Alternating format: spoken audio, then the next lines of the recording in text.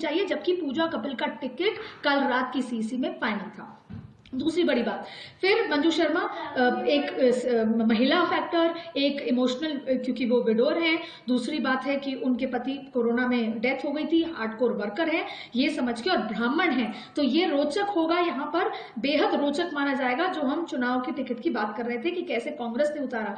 दूसरी बात, सुखबीर सिंह जौनपुरिया गुर्जर है, और जिस तरीके से जब लड़ाई होगी वो बहुत महत्वपूर्ण होगी। सचिन पायलट का बेहद अहम रोल यहाँ पर कांग्रेस की तरफ से रहने वाला है। सुखबीर सिंह जौनपुरिया के साथ नरेंद्र मोदी का चेहरा तो है, लेकिन सुखबीर सिंह जौनपुरिया के पास अपने 2 बार की एंटी इनकम्बेंसी है, उससे वो कैसे लड़ते हैं, जूझते हैं, वो बेहद महत्वपूर्ण है। और दूसरी बात है भागीरथ चौधरी, बहुत ज्यादा भागीरथ चौधरी के लिए चुनाव केवल और केवल नरेंद्र मोदी और उनकी योजनाओं पर टिका हुआ है। हालिया में रिजल्ट देख लिया है, ऐसे में अजमेर से कांग्रेस किसको उतारती है इस पर, इस सीट पर बहुत निर्भर करता है।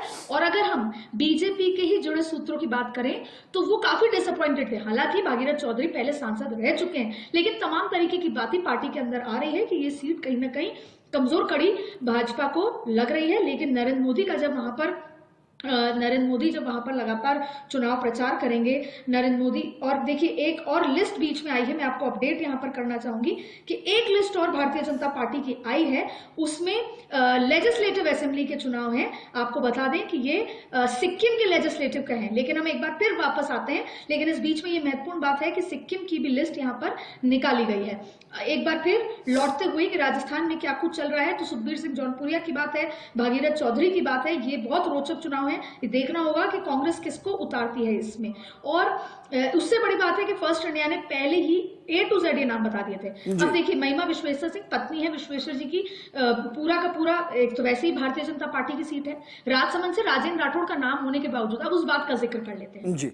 देखिए जालौर से देवजी पटेल सांसद का चुनाव हारे जी, वो चुनाव लड़ सकते थे, उनको नहीं दी गई टिकट, वहां के लोकल वर्कर को दी, वो उनके साथ खड़े हैं ये बात अलग है, लेकिन चुनाव वो भी हारे थे। पर अब आप देखिए कि यहाँ पर शुभकरण चौधरी को टिकट दी गई, यहाँ पर भागीरथ चौधरी को दी गई, लेकिन राजेंद्र राठौड़ को नहीं दी गई, जबकि उनका नाम था। सतीश पूनिया को नहीं दी गई। अब और अगर कोटा की बात करें तो कोटा में भी जिस तरीके से जो विवाद चल रहा था, गुर्जर थे वो कांग्रेस की तरफ आ गए हैं, तो ये तमाम विवादों के बीच में जो भारतीय जनता पार्टी को सही लगा, उनके सीईसी को सही लगा, फीडबैक आया, वो ये नाम है। और भारतीय जनता पार्टी ने इसमें बहुत बड़े चेहरों को नहीं उतारा है, फ्रेश चेहरों को उतारा है, और महिलाओं को लाना इनकी मैंडेटरी थी। अब आप देखिए कि इसमें अभी दौसा सीट को रोक दिया है, उसका जिक्र आपको कर लेते हैं। कल जब दौसा का जिक्र आया था तब जगमोहन जो कि किरोड़ी लाल मीणा के भाई हैं उस पर होल्ड कर दिया गया था, तो अभी दौसा होल्ड कर दी गई है। और दूसरा भीलवाड़ा होल्ड कर दिया गया है, क्योंकि सुभाष बेरिया जो है उनका नाम आया, वो भी पुराने सांसद हैं, लेकिन उनको भी फिलहाल अभी होल्ड किया गया है। लेकिन इसके अलावा 7 सीटें आ गई हैं, 3 सीटें अभी नहीं आई हैं, 7 सीटों का अनाउंस कर दिया गया है। और हमेशा की तरह फर्स्ट इंडिया फर्स्ट रहा सारे नामों को बताने में। बिल्कुल अदिति, और इसका अगर एक विश्लेषण ये भी किया जाए तो क्या इसका विश्लेषण इस तरीके से भी किया जा सकता है कि बीजेपी में राज परिवार का दबदबा है, और अगर कोई राज परिवार से है तो टिकट काफी हद तक मिलने की उम्मीद होती है, उदयपुर हो, जयपुर हो, जोधपुर हो या फिर कोई और क्षेत्र हो?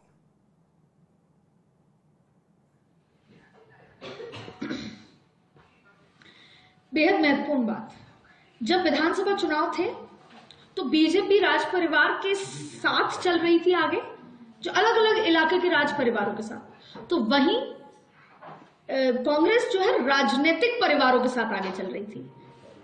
आप देखें मदेरणा परिवार हुआ, अलग जो राजनीतिक परिवार जो रहे हैं उनके साथ आगे चल रही थी, और Bharatiya Janata party social engineering के साथ साथ राज परिवार को आगे लेकर चल रही थी।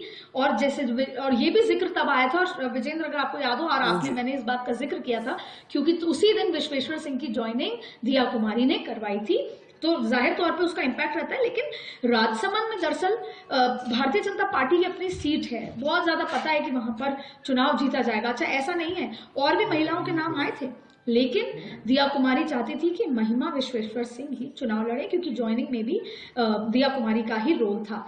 भागीरथ चौधरी एक सीट रोचक हो जाएगी, किस तरीके से भारतीय जनता कांग्रेस किसको उतारती है, सुखबीर सिंह जौनापुरिया रोचक सीट हो गई है, मंजू शर्मा जी। जाहिर तौर पर रोचक सीट हो गई है। अभी तक हम सिर्फ चूरू की बात कर रहे थे, अभी तक हम सिर्फ नागौर की बात कर रहे जी। थे, लेकिन अब ये धीरे धीरे तमाम सीटें रोचक होती नजर आ रही हैं। और देखिए, राजस्थान नॉर्थ इलाका हाल ही में भारतीय जनता पार्टी जीती है, लेकिन आपका कहना सही है कि राज परिवार का दामन वो थामती है, टिकट मिलती है, ठीक। क्योंकि भारतीय जनता पार्टी चौतरफा समीकरण देखकर चुनाव जी। लड़ती है। सोशल इंजीनियरिंग चल रही है, साथ में महिलाओं को बैलेंस साथ में चल रहा है, जाति के हिसाब से चल रहा है, और जिस तरीके से आपने कहा कि राज परिवार के हिसाब से भी चल रहा है। ठीक है अदिति, आप हमारे साथ बने रहिए। हमारे अभी सहयोगी और पॉलिटिकल एडिटर योगेश शर्मा भी जुड़ गए हैं। योगेश जी, बीजेपी ने इस लिस्ट से क्या क्या संदेश दिए? पहला संदेश क्या ये दिया कि महिलाओं की संख्या बढ़ाई गई, भागीदारी बढ़ाई।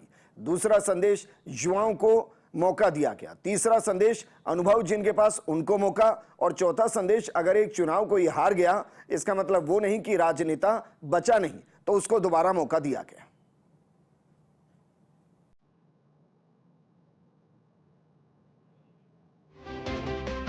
योगेश जी, क्या मुझे सुन पा रहे हैं? चलिए वापस उनको जोड़ने की कोशिश करेंगे। लेकिन राजस्थान बीजेपी की सूची जारी हो चुकी है। जयपुर ग्रामीण से राव राजेंद्र सिंह, जयपुर से मंजू शर्मा, टोंक सवाईमाधोपुर से एक बार फिर से सुखबीर सिंह जौनापुरिया, अजमेर से भागीरथ चौधरी को एक बार फिर से टिकट दिया गया है, गंगानगर से प्रियंका बालान को टिकट दिया गया है।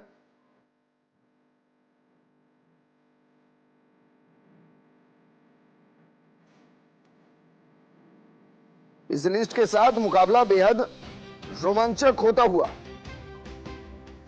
और ना सिर्फ रोमांचक होता हुआ बल्कि कई सीटें ऐसी जहां कांटे की टक्कर भी आपको देखने को मिल सकती है।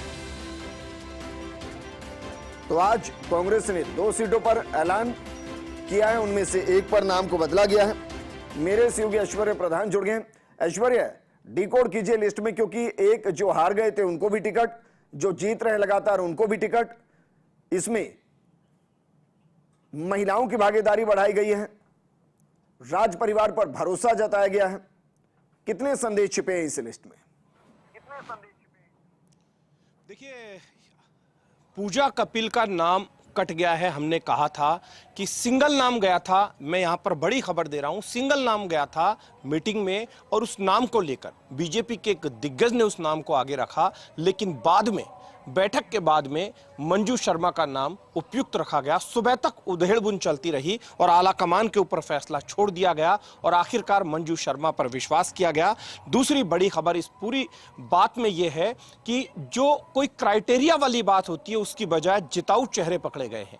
ऐसा नहीं कि कोई हार गया तो उसे टिकट नहीं दिया गया, हारे हुओं को भी दाव खेला गया है। इस पूरी लिस्ट की सबसे बड़ी खूबी यही है, फर्स्ट इंडिया न्यूज ने जो सुबह नाम बताए थे वही नाम सामने है। फर्स्ट इंडिया न्यूज ने शुभकरण चौधरी का नाम बताया था, वो नाम सामने है।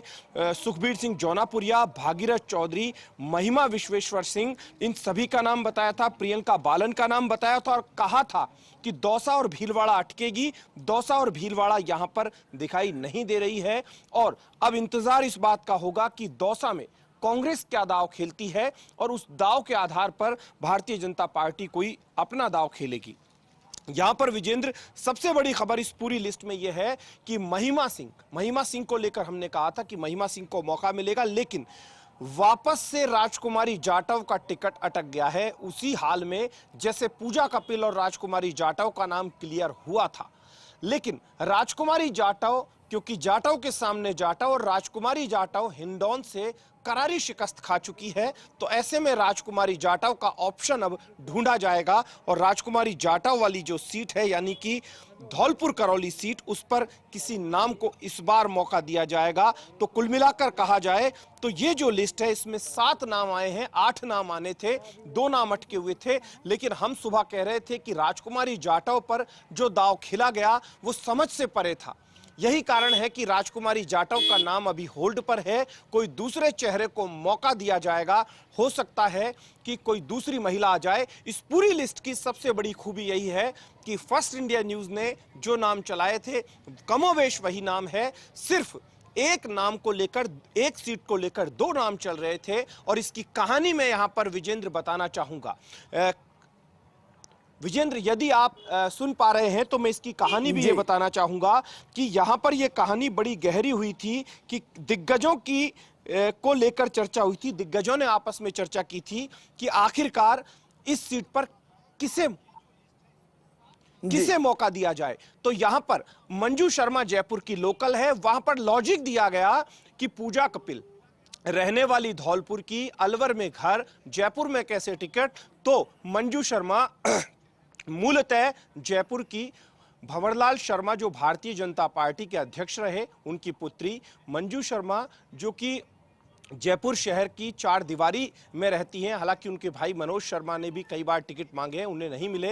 मंजू शर्मा को दूसरी बार टिकट मिला है, एक बार और हवा महल से टिकट मिला था और इस बार उस वक्त वो हार गई थी। तो इस पूरी लिस्ट की सबसे बड़ी खूबी यही है। और इस वक्त हम ओटीएस पर हैं, जहां पर मुख्यमंत्री भजनलाल पत्रकारों के साथ होली स्नेह मिलन के दौरान चर्चा कर रहे हैं और ओटीएस से ही हमने ये खबर सबसे पहले पहुंचाई है। पत्रकारों से मुख्यमंत्री रूबरू हो रहे हैं। मुख्यमंत्री भी इस बात को अच्छे से जानते थे कि इन सीटों को लेकर उनकी सलाह जो थी वो अच्छे से जानते थे कि नाम यही होंगे और पूरी टीम भी जानती थी कि नाम यही होंगे। लेकिन राजकुमारी जाटव की जगह अब किसे मिलेगा और दौसा में क्या जगमोहन मीणा को मिलेगा या जगमोहन मीणा का कोई ऑप्शन ढूंढा जाएगा? क्योंकि यहां पर लॉजिक एक और दिया जा रहा है। लॉजिक यह भी दिया जा रहा है कि जसकौर मीणा की बेटी भी टिकट मांग रही है, तो किरोड़ीलाल मीणा के भाई जगमोहन मीणा है। लेकिन इन सबके बीच में पॉपुलर फेस कौन है ये सभी लोग जानते हैं, चर्चित फेस कौन है और किसकी गांव-गांव तक पकड़ है ये भी जानते हैं।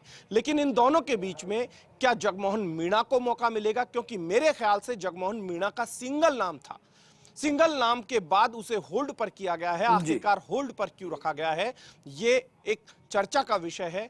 तो जगमोहन मीणा की जगह कोई और आएगा या जगमोहन मीणा को ही मौका मिलेगा, यह देखने वाली बात होगी। तो दूसरी तरफ भीलवाड़ा में सुभाष बहेड़िया जो कि बुजुर्ग है, अस्वस्थ रहते हैं, तो सुभाष बहेड़िया पर ही दांव खेला जाएगा या रिजू झुनझुनवाला आएंगे या कोई और आएगा कोई ना कोई वैश्य समाज से, क्योंकि वैश्य समाज से सिर्फ अभी ओम बिरला है, दो वैश्य समाज के भी मिलना आवश्यक है।